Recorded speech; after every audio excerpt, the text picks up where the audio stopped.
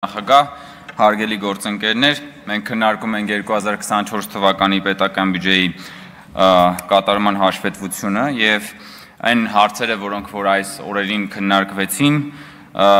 առաջին հայացքից կարող է թվալ, թե կապ չունեն բյուջեի եւ թեմայի հետ, եկեղեցի, բարեգործություն, հայրենասիրություն, բայց խորքային իմաստով դրանք շատ ուղիղ եւ խորքային կապ ունեն այդ ամեն ինչի հետ եւ խորքային կապ ունեն իրական Հայաստանի գաղափարախոսության հետ։ Ես ինչքան ժամանակ ուզում եմ հասկանալի վերջո որն է Կտրիչ Ներսիսյանի խնդրեմը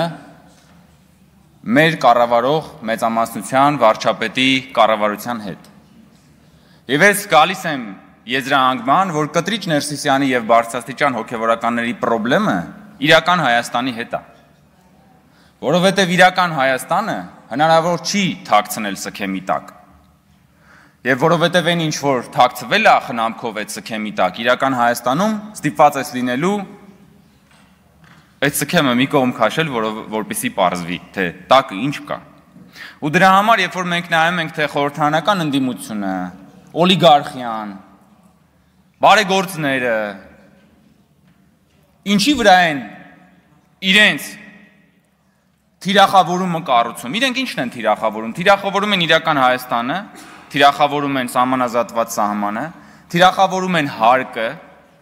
թիրախավորում են կրթությունը եւ ակադեմիական քաղաքը, թիրախավորում են ամեն ինչ, որտեղ որ կա թափանցիկություն, կոնկրետություն, հաշվետվողականություն, լուսավորություն, առաջադիմություն, որովհետեւ հնարավոր չի այդ ամեն ինչը թաքցնել խավարի մեջ, սքեմի տակ, էսա խնդրեմը։ Որովհետև բարեգործությունը կարող է կարանած չհարկել, բարեգործությունը կարող է կարանած չհայտարարագրել, բայց իրական Հայաստանում հարկը պետք է թափանցիկ լինի, հարկը պետք է մուծել պետությանը, սրա մասին է ամբողջ խնդրեմը եւ ահա թե ինչի է Մայրաթորի բարձրաստիճան հոգեվոր պետերը օլիգարխիայի հետ դաշինք կնքած հարձակվել Հայաստանի Հանրապետության լեգիտիմ իշխանության եւ ժողովրդավարության վրա։ Եվ իհարկե այս բոլոր հարցերի մեջ այնքան որքանով որ կառավարողների բարեվարկությունը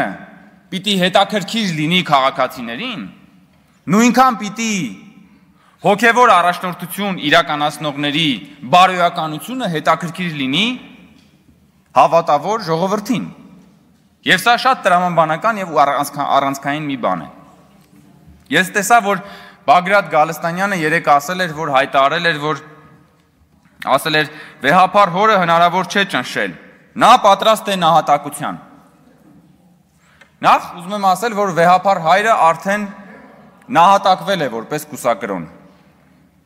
Եվ ահա այդ նահատակության արդյունքում վեհապար հայրը դարձել է հայր։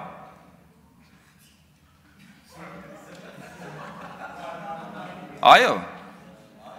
նա որպես կուսակրոն նահատակվել է եւ ահա այդ նահատակության արդյունքում նա վեհապար հայրը դարձել է հայր։ Եվ հիմա ասենք ինչ պակաս վատ նահատակներ են բոլոր դալիճում նստած հայրերը, որոնք որ ինչի՞ չեք դա էլ նահատակություն համարում, որ այսինքն բոլորը ովքեր որ հայրանում են, նահատակվում են յուրովի Բագրատ Գալստանյանի եւ եկեղեցու հոգեվոր պետերի տրամաբանությամբ։ Հիմա մենք ասում ենք շատ լավ։ Վեհապար հայր, դու հայրացել ես, հիմա ազատիր վեհարանը, որովհետեւ ամեն մի նահատակություն ունի իր գինը։ Եվ գնա ճանաչիր հայրությունը, եւ թող որ այն մարդիկ, ովքեր որ պահպանել են իրենց հավատարմությունը այդ ուխտին, գան եւ բարոյապես առաջնորդեն մեր ժողովրդին։ Եվ իրենք բնականաբար սրա հետ ունեն մեծ խնդրեմ։ Երեք Մայրաթորը նաև դատապարտել էր դատարանի վճիռը կալանքի խափանման միջնորդության վերաբերյալ, եւ սա ինչ է եթե ոչ Մայրաթորի կողմից դատական իշխանության նկատմամբ ճնշում եւ հարձակում։ Բա մեզ ամեն օր ասում եք եկեղեցի եւ պետությունը իրարից անջատ են։ Բա որ անջատ են, Մայրաթորը ինչ գործ ունի դատական ակտերի հետ։ Եթե անջատ են իրարից, երբ որ ձեզ ձեռք է տալիս, ասում եք, որ չէ, մենք պետության կարևորագույն ինստիտուտ ենք, հանկարծ չփորձեք մեզ կպնել։ Երբ որ ձեր չի տալիս, սկսում եք քաղաքական հայտարարություններ անել եւ ասում եք, որ բանա դատարանը ուրեմն կայացրել է ոչ իրավաչափ վճիռ եւ դատապարտում է կամ բանի Սամվել Կարապետյանի անձի շուրջ որ կառուցում եք այդ բարեգործության բանը, այդ թիկնոցով որ նրան ծածկում եք։ Լավ ի վերջո մենք չգիտենք ձեր բարեգործությունը ինչի վրա է կառուցված եղել։ Ձեր բարեգործությունը կառուցված է եղել խորը անարդարության վրա։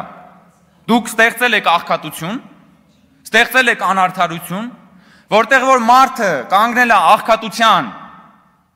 առջև, եւ հետո սկսել եք այդ մարդուն բարեգործությամբ բան անել, անընդհատ պահել ձեզանից ուզվորի կարգավիճակում։ Դուք անարդարությունը, աղքատությունը գործի քայնացրել եք։ Հետո դրա վրա կառուցել եք բարեգործի իմիջը։ Հիմա էլ ուզում եք այդ բարեգործի իմիջը վաճառել հասարակության վրա եւ ասել, որ գիտեք ինչ, ինքը բարեգործ է եւ իր դեպքում ենթադրենք չպետք է գործեն այն նույն նորմերը եւ կանոնները ու սահմանադրությունը, որը որ գործում է մյուսների նկատմամբ։ Ինչի, որովհետեւ այդ բարեգործության անվան տակ սիրուն էլի սքեմի տակ զբաղվել եք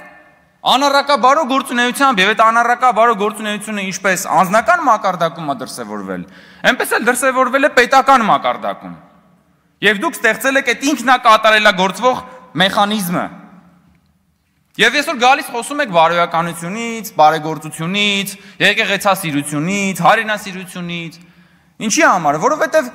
դրանք կոնկրետ չեն, որովհետև իրական չեն, շոշափելի չեն, որովհետև բարոյականությունը չի հարկվում, հայրենասիրությունը չի հարկվում, եկեղեցասիրությունը չի հարկվում, ու դրա համար էլ դուք այդքան բարոյական եք, այդքան եկեղեցասեր եք, այդքան հայրենասեր եք, որովհետև դուք անորսալի եք ձեր այդ սիրո մեջ, երբ որ փորձենք հասկանալ, չափել ձեր բարոյականության մակարդակը հնարավոր չի չափել։ Երեկվանից բանը Ագնեսա Խամոյանը, այսօր Էլինար Վարդանյանը բան են արել։ Ինչ որ հատուկ հետաքրքրություն են ցուցաբերում, ասում է բանը, ստուգում եք սրա նրա կուսությունը։ Էլինար նախ նորից եմ ասում, կուսությունը չէ, կուսակրոնության մասին է խոսքը, դրանք շատ տարբեր հասկացություններ են։ Էլինար Վարդանյանն ասում է մոմով սրա նրա կուսությունն եք ստուգում, մոմով չենք ստուգում, մոմով դուք եք սրա նրա կուսությունը ստուգում, մոմով, մոմիկով, ինչով ուզում եք ստուգեք։ Ասում է բան, չգիտեմ, գինեկոլոգ, ուրոլոգ եք դարձել, ես եք ստուգում, են եք ստուգում, ոչ գինեկոլոգը, ոչ ուրոլոգը չեն կարա ստուգեն ձեր պղծվածության մակարդակը, ձեր ուրեմն հանցավորության մակարդակը։ Ոչ մեկ չի կարա ստուգի, թե դուք ինչ աստիճանի եք այս երկիրը կեղեքել եւ մարսել եք, թե չեք մարսել։ Գուցե մի հատ նորմալ պրակտոլոգ որ ճարեք, կարող է դա ձեզ ինչ որ խորհուրդներ տա այդ հարցով։ Ես չէի ուզում խոսել, բայց քանի որ իմ գործընկերը խոսեց այդ նախկին պալատական մի ծաղրածուի մասին, որը որ հայտարարել է, որ ինքը եւ բնականաբար ոչ միայն ինքը իրեն շրջապատը ворց ղեկավար են ուզում։ Ես ուզում եմ ասել, որ այդ բնականաբար ինքը ներկայացրել է իրենց շրջապատի բաները, ցանկությունները, չէ՞։ Որտեվ ինքը հոմենակ իր անունից չի խոսում։ Այս այն մարդն է, որը որ միջև այս բանը խոսել է, նախ եւ առաջ ուզել է ինքնարժեքի ցածր վաճառվի մեր իշխանությանը։ Մենք ասել ենք, լսի, դու ապրանք չես։ Մենք չենք ուզում քեզ գնել։ Նրան ու նրա նմաններին ասել ենք դու ապրանք չես, դու մարդ ես։ Ունես արժանապատվություն, դու քաղաքացի ես։ Գնա եւ դարձիր ինքնիշխան քաղաքացի, մեզ պետք չի որ քեզ առնենք։ Ու քանի որ ինքը մնացել է առանց գնորդի, հիմա հրապարակային օֆերտա է հնչեցնում ворցերի փնտրտուքով։ Եվ մենակ ինքը չէ, իրանց իշխանության, այսինքն պարզ է, չէ իրանք ինչ են ուզում։ Որովհետև բռնարարի նկատմամբ Ստոկհոլմյան սինդրոմը այս մարդկանց արյան մեջ է։ Կամ որ ասում եք բարեգործություն, բարեգործներ եւ փորձում եք այսպես մեզ հրեշացնել, որ մենք բարեգործությունը չենք գնահատում։ Նախ ուզում եմ ասել, որ ձեր նշած բոլոր մարդիկ Հայաստանի Հանրապետությունից ստացել են կոնկրետ բաներ, եկամուտներ։ Իրենք այստեղ արել են ներդրումներ եւ ստացել են եկամուտներ։ Եվ մի հատ ուրիշ հարց էլ կա, այդ բարեգործների պետությունը ո՞րն է։ Սա ֆունդամենտալ հարց է։ Այդ բարեգործի պետությունը, ես ոչ թե նկատի ունեմ միայն ֆորմալ քաղաքացիությունը, ո՞րն է այդ բարեգործի պետությունը, ո՞րն է այդ բարեգործի կենսական շահերի գոտին, որ հանկարծ եթե այդ կենսական շահերի գոտիում ինչ որ բան չլինի, ինքը կկորցնի իր ունեցվածքը։ Եվ ինչ կլիներ Սամվել Կարապետյանի հետ, որ հանկարծ նա իր կենսական շահերի գոտում համարձակվեր այդ երկրի իշխանության մասին ասել մի փոքրիկ խմբակ։ Ինչ կանեին նրա հետ եւ քանի վայրկյանում նրա հետ դա կանեին։ Դա էլ թողնում եմ բոլորի երևակայությանը եւ ամփոփելով ուզում եմ ասել, որ քաղաքացիական պայմանագիր խմբակցությունը իհարկե կողմ է քվեարկելու 2024 թվականի բյուջեի տարեկան հաշվետվությանը։ Շնորհակալություն։ Շնորհակալություն։ Ելույթները ավարտվեցին, այժմ եզրափակիչ ելույթով ելույթ կունենա Հայաստանի Հանրապետության վարչապետը, խնդրեմ մեծ